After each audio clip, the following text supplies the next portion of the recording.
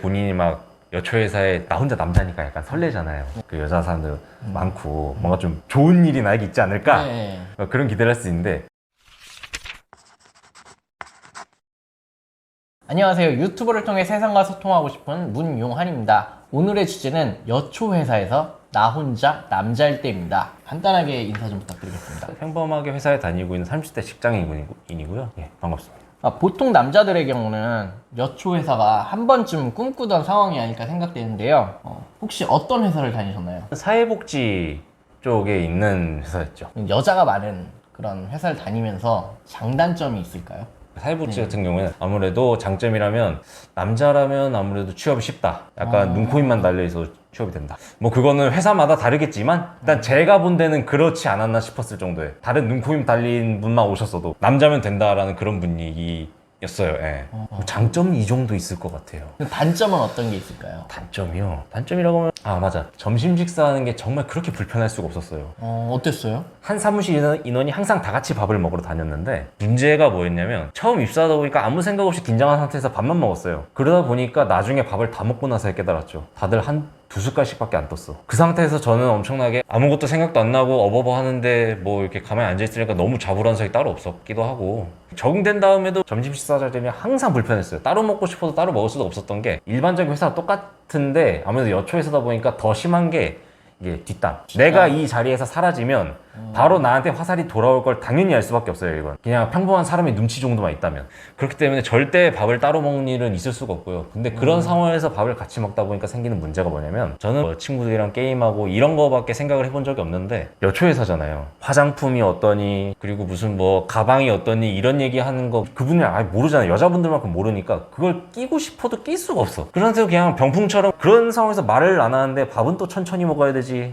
밥으로 들어가나 코로 들어가나 그러고 밥 먹어야 돼요. 제가 다니고 있는 항상 매일 그랬습니다. 그리고 또 단점이 있다면 복지 쪽 일이라고 했잖아요. 그러다 행사가 좀 많아요. 그러다 보니까 아무래도 행사 준비하고 이런 거를 기부금 받아서 하는 거다 보니까, 원래 외부 업체 불러가지고 다들 행사 그렇게 할 텐데 그 회사 사람들이 다 직접 해야 돼요. 뭐 물건 나르고 세팅하고 뭐 현수막 다루고 그런 잡다한 일까지 다 직접 해야 되다 보니까, 이게 그래서 나를 뽑았구나, 그 쟁쟁한 여자분들 제치고, 그런 생각이 들 수밖에 없는 게, 모든 저랑 관계없는 행사 업무까지 전부 다 제가 다 들어갔고요. 사무실 내에서 새로운 업무가 생기는데 만약에 대화를 살짝 들어봐요. 대화를 듣다가 보면 이제 나오는 얘기가 뭐 외부로 출장 나간 얘기나 외부 업체 미팅하는 얘기들이 나와. 그럼 무조건 그거 전부 다 제가 가는 거예요. 만약에 그것 때문에 시간 뺏겼다 하더라도 제 업무를 처리해야 돼. 그 여성분들이 제 일을 나눠 가져주진 않아요. 한 달에 업무 시간 20일인데 난 일을 언제 하냐? 야근해야죠. 그럼 거기에 대한 수당이 붙어요? 아니요, 기부금으로 돌아가는데 그런 명목으로 그게 가스라이팅이 돼요. 그리고 또 여자들끼리 있으면은 머리 셋 있으면은 꼭 파벌이 일어난다고 하잖아요. 당연히 파벌은 있었고요. 제가 갔던 파벌 같은 경우는 나중에서야 이제 회사에 적응하고 그 문화에 적응하고 나서야 깨달은 건데, 파벌이 이렇게 형성이 돼 있더라고요. 평사원파, 그리고 직급자랑 친한 평사원과 그 직급자파, 이렇게 쪼개져 있다 보니까 근데 그거를 제가 몰랐잖아요, 처음에. 어떻게 알아. 게다가 돌아가는 업무 스타일 그건 모르고, 뭐 회사 업무를 하면서 쉬는 시간에 뭐 잠깐 커피 타임이나 이런 거 가질 때, 그럴 땐 가방 얘기 안 하고 그냥 뭐 일 어때요 뭐 이런 식으로 대화를 트게 되는데, 자연스럽게 그렇게 대화를 트게 된 분이 하필이면 그 평사원파였던 거야. 전 몰랐죠. 근데 나중에 알고 보니까, 그 평사원파한테 들어보니까, 제가 그 왜 서류 처리를 하는데 자꾸 뭔가 스톱이 들어오고 캔슬 걸리고 막 그러더라고요. 나중에 근데 그 평사원파한테 들어보니까 내 사수가 그쪽 직급자파야. 그래가지고 와, 더럽게 꼬였네 이 생각을 하는 와중에 행사 다 나가서 내 업무 야근에 처리해야 되죠. 야근하면서 처리를 했는데 문제는 그거를 이제 결제해달라고 서류철로 넘겨버리면 그게 반려가 돼서 돌아오는 거예요. 결제가 안 나고.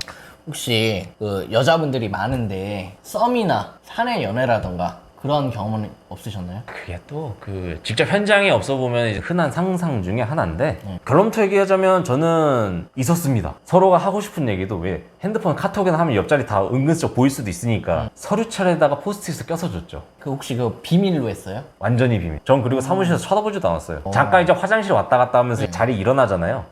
그럴 때는 이제 애틋한 눈으로 보죠.